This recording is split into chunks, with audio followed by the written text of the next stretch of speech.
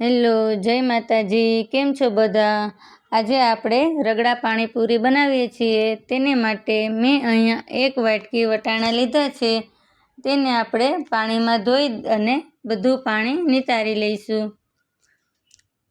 અને તેમાં આપણે થોડું ગરમ પાણી એડ કરીને 3 કલાક સુધી ઢાંકીને રાખી દઈશું.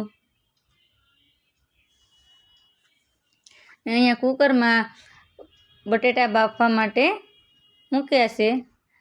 તેમાં થોડું મીઠું એડ કરીને આપણે 3 વિસલ થવા દઈશું. હવે આપણે વટાણા 3 કલાક થઈ ગઈ છે, તો તેને પણ આપણે પાણીમાં થોડું મીઠું એડ કરીને વટાણાને બાફવા માટે રાખી દઈશું. તેની પણ આપણે 3 વિસલ થવા દઈશું. ત્યાં સુધી આપણે ફુદીનાનું તીખું પાણી બનાવી લઈશું. 1 વાટકી ફુદીનો, અડધી વાટકી ધાણા, મરચાંના ટુકડા અને આદું એડ કરીને તેને આપણે ક્રશ કરી લઈશું. તેને આપણે મેં 1 તપેલીમાં પાણી લીધું છે, તેમાં મિક્સ કરી લઈશું. તેમાં સ્વાદ પ્રમાણે મીઠું, પાણીપુરીનો મસાલો, લીંબુનો રસ અને સંચળ આ બધું સ્વાદ પ્રમાણે એડ કરીને મિક્સ કરી લેવાનું.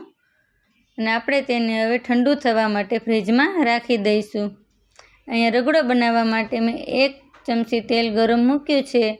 તેમાં આપણે ચપટી હિંગ,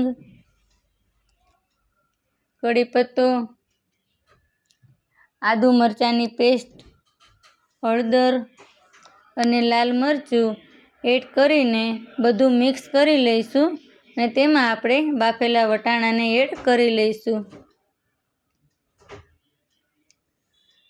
હવે આપણે બાફેલા બટેટા છે તેને આપણે આ રીતે ખમણી લઈશું, એટલે રગડામાં સારી રીતે ભળી જાય.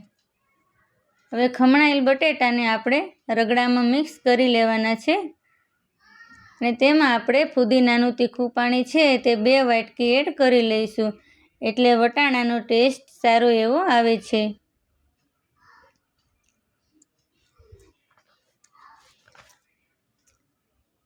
હવે તેમાં આપણે સ્વાદ પ્રમાણે મીઠું અને પાણીપુરીનો મસાલો એડ કરીને એકદમ મિક્સ કરી લેવાનું. 10 મિનિટ સુધી આપણે ધીમા ગેસે એને રાખી દઈશું.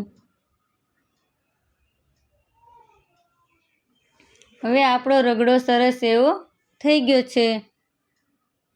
તો તેમાં આપણે ધાણા અને થોડું લાલ મરચું એડ કરી લઈશું. ને આપણે હવે તેને સર્વ કરી લઈશું. તો સરસ એવી આપણી રગડા પૂરી બની ગઈ છે. તો આપણે ગરમ ગરમ રગડો અને ફુદીનાનું તીખું પાણી અને ડુંગળી એકદમ સરસ એવી પૂરી બની ગઈ છે. ને જો તમને મારો વિડીયો સારો લાગે તો લાઈક કરજો, શેર કરજો અને સબસ્ક્રાઈબ કરજો. આવજો.